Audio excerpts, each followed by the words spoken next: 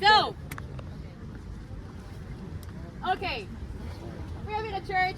It's a Catholic church. How do I know it's a Catholic church? From the symbol, From the cross. Okay, great. There's a cross. the two There's keys, a symbol of keys, hands and keys, hands. hands, keys. What is these hands and keys? St. Peter. Vatican. What else? Franciscan, Franciscan order. Great. You Franciscans. pass. Ponyo, what's she talking about? What hands? What? The hands, right there, the Follow symbol. me, guys. Just above the door? There's a door above the door. Can you Yes. see there's a carved in stone symbol. On that symbol there are two hands. Both of the hands are with astigmatism. Yes. One is Christ. One is Francisco. That is Francisco. the head of the Franciscan order that Yes. simply woke up one morning and he had astigmatism in his hands. That's, you'll talk about it, right? It's a In stigmata. the Christianity, part 3. Stigmatism is in your eye. Yes. I knew that. Just wanted to make sure you know English. Okay. I pride myself for my great English. Okay, anyway. Because my brother just had eye surgery. Okay, so. Anyway. Stigmata is a hole in the hand. A hole through the hand.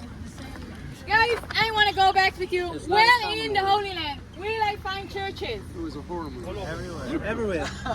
No, be more specific. Jerusalem, Old City. Jerusalem, where else? Bethlehem, where else? Nazareth, and Mount of Olives. Sea of Jerusalem. Galilee. areas. Then holy events for Christianity took place according to the New Testament. Okay, where was Jesus born? In Where is he Bethlehem, growing up? Nazareth, Where does he walk around? around the Sea of Galilee, Where does he die? Jerusalem.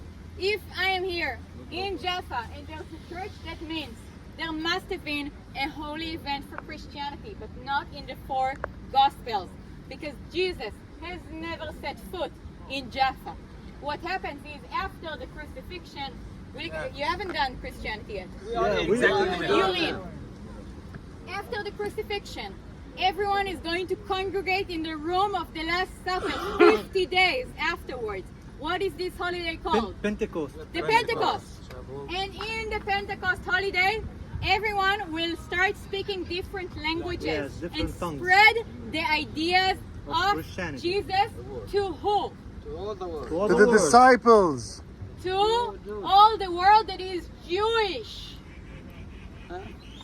Peter is going to make his way to Jaffa. Jaffa is a mixed city. There's Jews and there's pagans here. And he's going to look for a place to stay. And he's going to go to the house of Simon The tanner. Tanner. Nobody likes tanners in Judaism. Why do we not like tanners in Judaism? Because they smell bad. They smell so bad, women can file for divorce from their tanner husbands if they're too smelly to have babies with. Oh yeah, and it's not so easy to get a divorce in Judaism. But if he's a tanner, no problem. Now, I want you to bear in mind that Peter is going to the least liked person in the Jewish tradition, and he's going to go over his house, and he's going to go up on the rooftop, and he's going to start praying.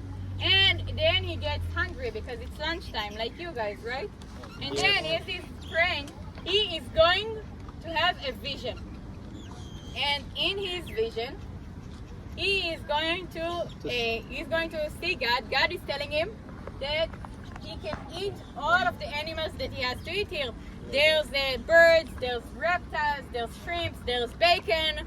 And God is telling Peter, Peter, I know you're hungry. Go ahead and eat. And Peter says, I can't.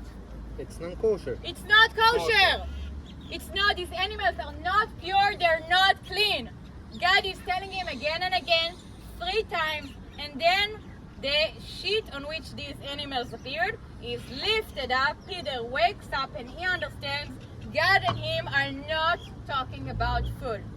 They are talking in metaphors for people. Some people are pure and are clean.